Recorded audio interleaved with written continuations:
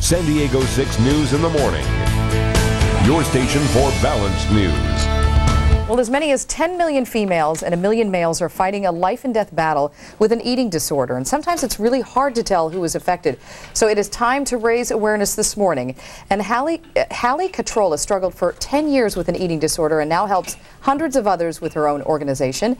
And Dr. Louis Malats is a medical director of Mandometer, an eating disorder clinic that has a different way. We'll talk about both of these things. And thank you both so much for coming in and talking about this. Thank you. It's not one of these things that we talk about often, but it's very important, and especially for parents, to look for certain signs in their kids. It affects more people than you think. Absolutely. Right. Yeah, so this is National Eating Disorder Week. So what's the goal of this? What do you want to get out there? I think it's time to actually get something out there that's a little bit difficult for people to admit and talk about, and so to recognize that there's a large problem affecting young females all over the world, and in the U.S. as well, and San Diego as well. So that's, I think, a good opportunity to focus on something very important. Now, Hallie, you lead a ministry at the Rock1s that focuses on eating disorders and helping hundreds of people.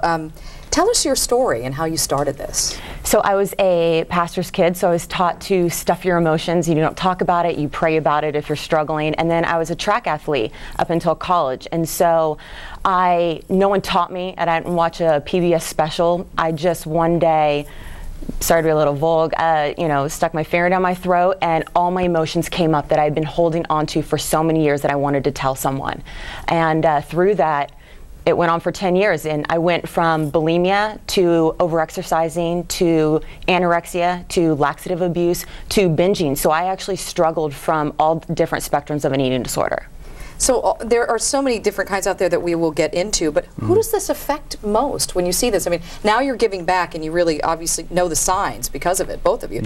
But it's not just young women. So who is out there that is affected by this that people should be aware of? Well, about 10% of eating disorders is in males and 90% is female. And you normally see it in the very young, the very conscious about appearance type of individual. And so when, especially in the adolescent and puberty time of life, that's when you see a big interest in trying to control weight and do things with the weight in some ways that are extreme. And that's when you get into this problem. Is it sort of this feeling of control? You were saying that you were able to have some control over your emotions? Absolutely.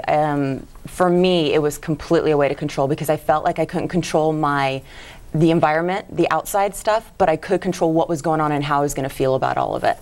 So can you break it down? What should parents maybe look for? There are different types out there of the ways that people can abuse this and different things. You were talking about different types of eating disorders. For myself, with anorexia, you look for women who actually wear a lot of clothing because they don't want people to see that they're actually losing weight quickly. Now, here's a picture, too. This is you that you sent in to us, and you just look fabulous.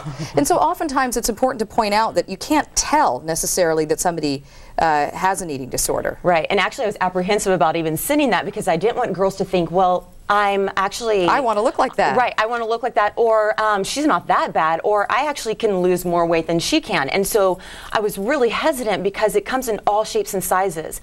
When I was at my worst, I'm 5'7", I was actually 130 pounds, and I was binging and purging 4 to 6 times a day.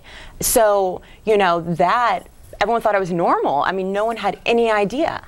What is the bad part of this? Because I mean, I have nieces that are now teenagers, and it's when they were in the tween years they started talking about, I'm too fat, I don't look like the girls in the magazines, but there is a real downside for somebody who's even contemplating doing this. It takes a toll on your body, doesn't it? Can you tell us about that? Exactly. There are short-term effects and there are long-term effects. I think the most important long-term effect is that low weight produces a high risk for osteoporosis, which is very difficult to reverse once that sets in. The short-term risk has to do with gastrointestinal problems and things that are affected by purging or restriction of calories. And things like the electrolytes can be off when the purging occurs too frequently, and potassium potassium and things like that need to be replaced, or else you can get some cardiac dysfunction, which is very serious. Now, if parents out there, we're running out of time, but parents out there can go to your clinic, they can ask questions.